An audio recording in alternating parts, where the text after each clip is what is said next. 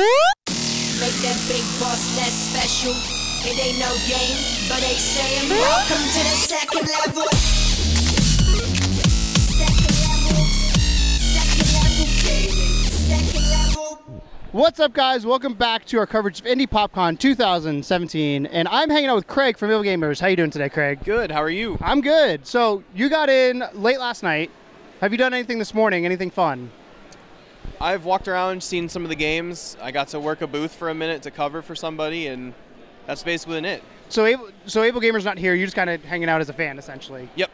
That's awesome. So do you want to tell us a little bit of what AbleGamers is, what they do? Then I'll talk a little bit about how Level 2 got involved with you guys. But what is AbleGamers if somebody's interested? So AbleGamers, we are a 501c3 nonprofit charity that supports gamers with disabilities.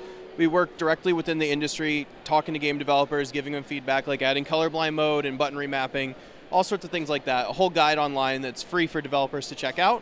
And then on the other side of that, our main mission is making sure that gamers can play games. And we give out different controllers. So we have a grant system, so if somebody needs a one-handed controller or a mouth controller, anything like that, AbleGamers has a grant program. At 2 p.m. from The Flash, heroes in many TV shows, and movies like Star Wars and Star Trek. It's Craig Grunberg reading from his children's graphic novel, Dream Jumper. That'll take place in the kids area in aisle 100. Don't miss out on this rare opportunity coming up at 2 p.m.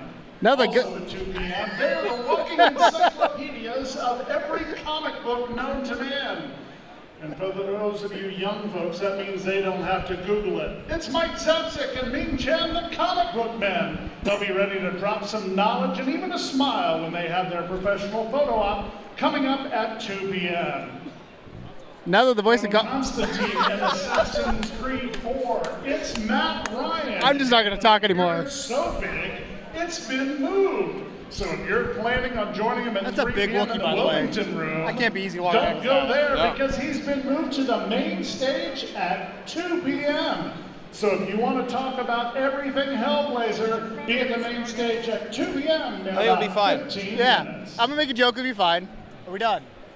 Now that the voice of God is finally done talking to us, tell us a little bit more about AbleGamers. So we talk about how you work with developers, and then you have a grant system. The grant program. So yeah, we have a full grant set up online where people can go and apply for grants. We have a whole grant process, and basically if somebody needs a one-handed controller or a head tracking unit, they can apply for a grant. We go through a grant process, and we just give it out, and we get them gaming. Cool.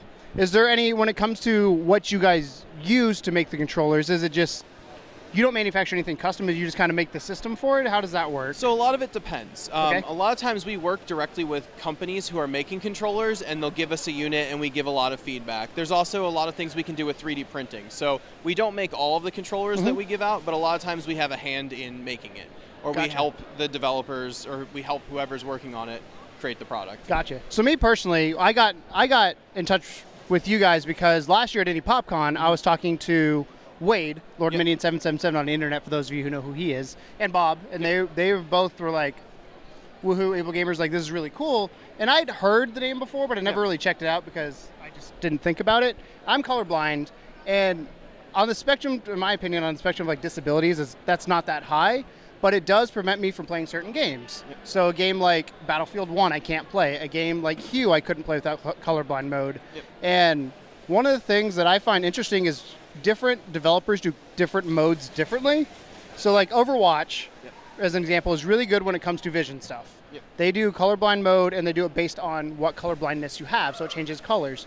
Versus Hue does it based on a symbol. Is there, when you go and maybe talk to these developers, is there a certain thing you're like, we recommend this over that, or how do you approach it? So a lot of that, for different color deficiencies, is one of the main things we advocate for, because if it's thought about in the process of game design, it's a very easy solution that can be fixed quick. And especially since about 8 to 10% of males have a color deficiency, it's an important thing to make sure that your game can be played. So when we talk to game developers, we talk about not only different colors or the option to pick what colors represent certain items, but adding different symbols as well.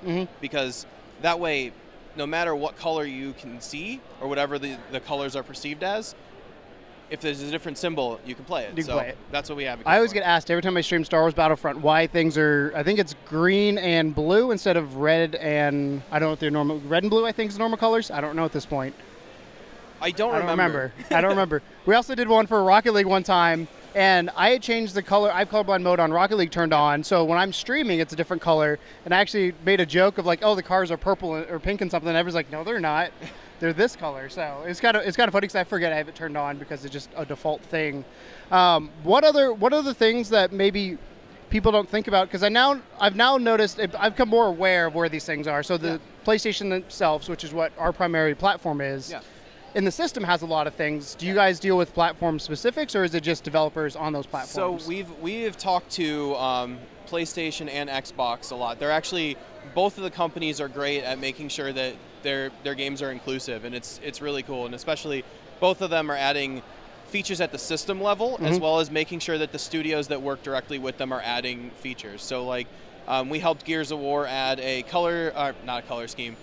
control scheme where the triggers are on the front of the controller instead of on the back.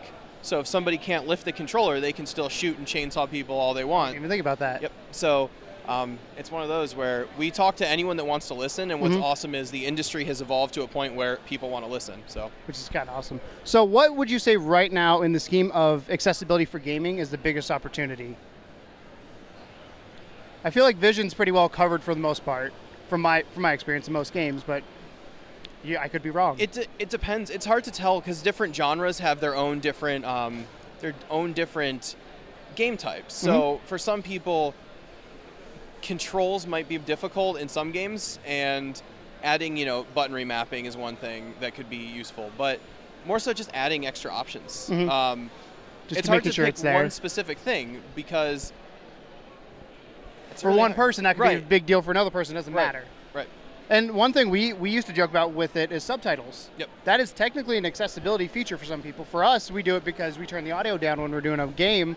You can't hear it. Yep. But if somebody who is deaf, that is a way to actually play a game, a story-driven game. One of the coolest things about that is Microsoft actually did a study where they actually call it the baby in the room because they want you to be able to play a game without sound in case you've got a baby sleeping in the other room. So different companies will break it down to things like that, where real world situations that have nothing to do with disability, this is why it's important.